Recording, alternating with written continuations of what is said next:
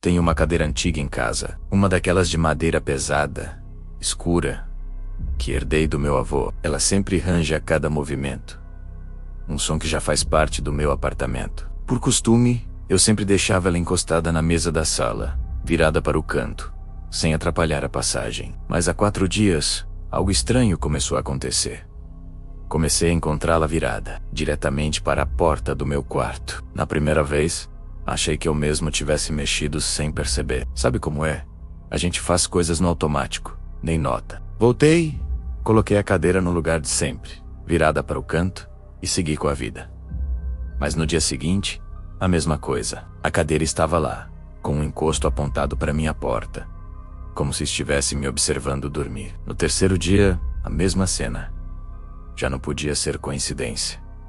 Eu moro sozinho. Ninguém mais tem a chave. A cadeira do meu avô não é um móvel qualquer. Ele passou os últimos anos da vida sentado nela, lendo seus livros, olhando pela janela. Depois que ele se foi, eu a trouxe para o meu apartamento, mais por valor sentimental do que por utilidade. É uma peça robusta, difícil de mover. Não é algo que um vento forte ou uma vibração do prédio conseguiria deslocar. E o mais estranho é que ela não estava apenas se movendo, estava se posicionando de forma intencional, sempre virada para mim. A sensação começou a me incomodar de verdade. Toda vez que eu saía do quarto, a primeira coisa que via era aquela silhueta escura me encarando. Parecia uma pessoa sentada no escuro, esperando. Comecei a fechar a porta do quarto à noite, mas a imagem da cadeira virada para ela do outro lado não saía da minha cabeça. Era como se a presença dela tivesse preenchido a casa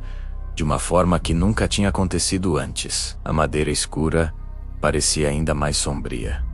Os entalhes no encosto pareciam olhos. A paranoia estava se instalando, e eu sabia que precisava entender o que estava acontecendo. Decidido a ir até o fim, resolvi fazer um teste. Virei a cadeira para a parede, bem encostada, numa posição completamente antinatural. Para não ter dúvidas, peguei uma fita adesiva e marquei a posição exata dos pés no chão.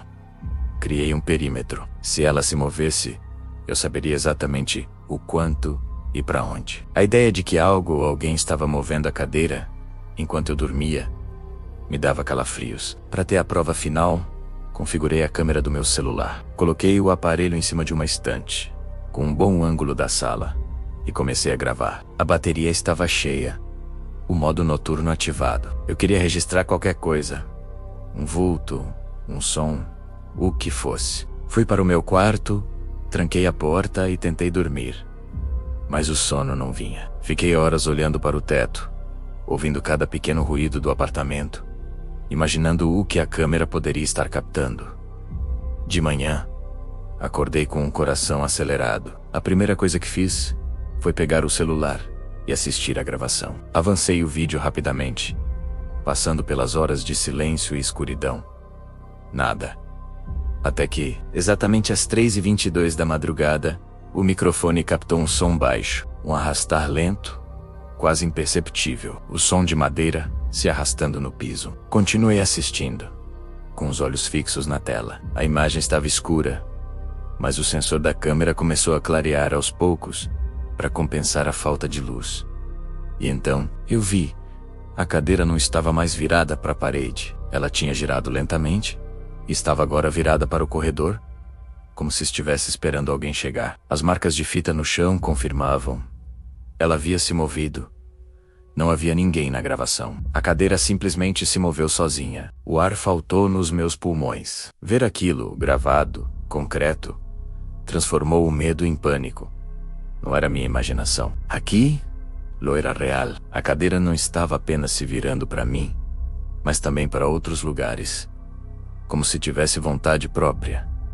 Como se tivesse vigiando a casa. A noite seguinte foi a pior.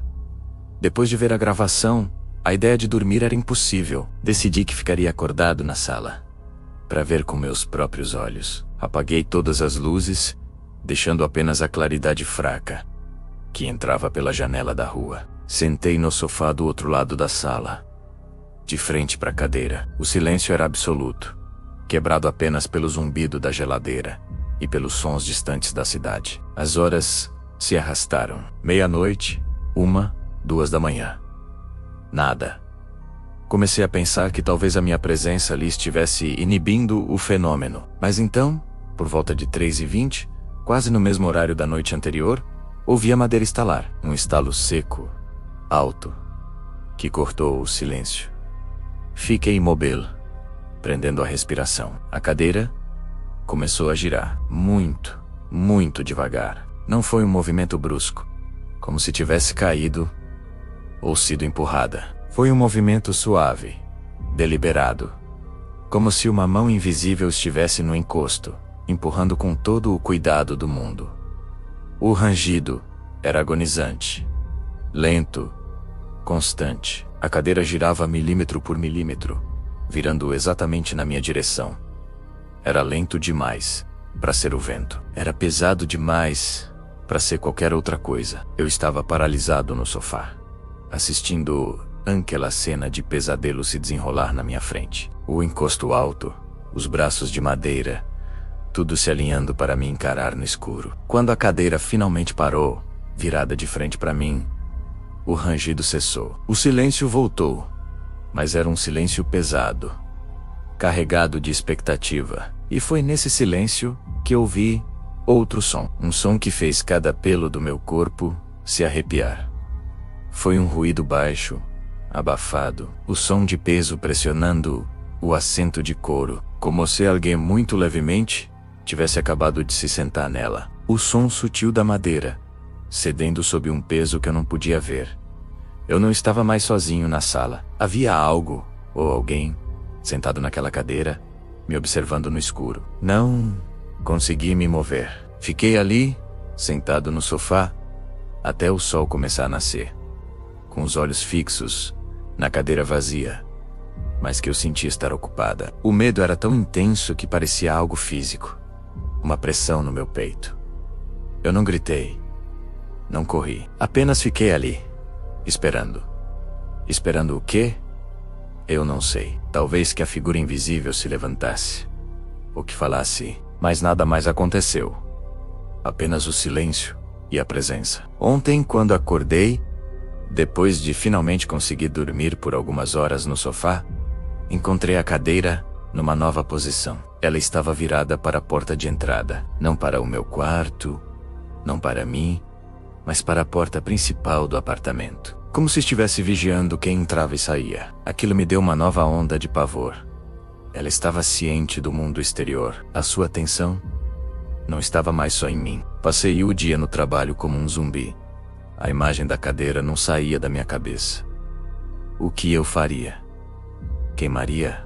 Jogaria fora? Mas era a cadeira do meu avô. E além disso, uma parte de mim sentia que me livrar dela não resolveria o problema. Talvez até piorasse. A sensação era de que o que quer que estivesse ali não estava ligado à cadeira, mas a mim. Quando voltei para casa à noite, abri a porta com o coração na mão. A cadeira estava na sala, no mesmo lugar de sempre. Por um instante, senti um alívio. Talvez tudo tivesse acabado.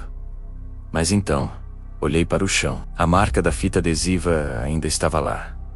E a cadeira não estava sobre ela. Olhando mais de perto, vi que ela tinha se movido não uma, mas pelo menos 3 vezes durante o dia, a julgar pelas marcas de arranhado no piso. Mas o pior ainda estava por vir. Aproximei-me, hesitante, e pela primeira vez, notei algo no assento. Havia uma marca leve no couro, uma depressão sutil, quase como o contorno de alguém que esteve sentado ali por muito tempo. Era fraca, mas inconfundível. Minha mão tremeu quando a estendi para tocar a madeira do encosto, e no momento em que meus dedos tocaram a superfície, eu recuei. A madeira estava quente, não morna, mas quente ao toque, como se alguém tivesse acabado de se levantar. Hoje, a cadeira está de volta, virada para o meu quarto. Estou gravando este áudio daqui de dentro, com a porta trancada. Não sei o que vai acontecer esta noite. Não sei quem ou o que está sentado nela, esperando. Só sei que não estou mais sozinho, e tenho a terrível sensação de que, seja o que for, não tem a intenção de ir embora.